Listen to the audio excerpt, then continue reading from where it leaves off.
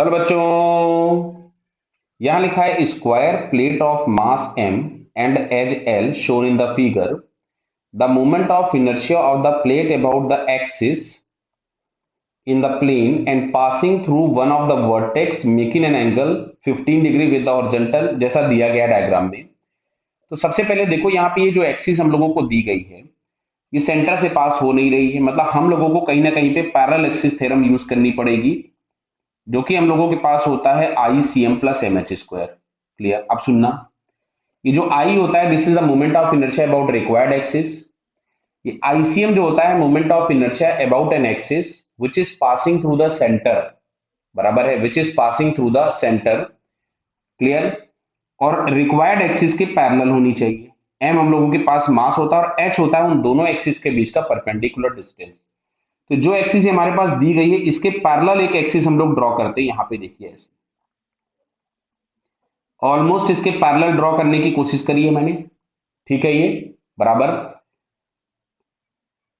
फिर से ड्रॉ कर देता हूं, थोड़ा पैरेलल दिखनी चाहिए जिससे कि हम लोगों को यहां पर परपेंडिकुलर डिस्टेंस और ये सब चीजें हमें निकालनी है, क्योंकि ये हमने बना दी। क्लियर? अब ध्यान से देखना, जैसे अब जो परपेंडिकुलर डिस्टेंस यहां पे हम लोगों को चाहिए थी वो ये वाली डिस्टेंस चाहिए h। हम इस डिस्टेंस में इंटरेस्टेड हैं, लेकिन हम लोगों को ये डिस्टेंस पता नहीं है। तो हम लोग एक काम करते हैं, एक लाइन ड्रॉ कर रहे हैं जो कि इसका हाइपोटेनियस है, ये वाला। ये हम लोगों ने हाइपोटेनियस ड्रॉ कर दिया, बराबर। हम लोगों को दिया गया था स्क्वायर प्लेट। अगर स्क्वायर प्लेट है तो जो ब्लू वाली लाइन होगी क्या ये L√2 हो जाएगी?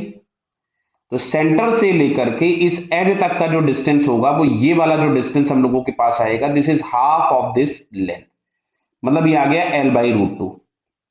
और हम लोग इस रेड वाली लाइन में इंटरेस्टेड है, तो देखो अच्छा एंगल, ये वाला एंगल 45 होगा। क्लियर है? और ये वाला एंगल 15 था, तो ये टोटल एंगल हमारे पास मिला करके हो गया 60।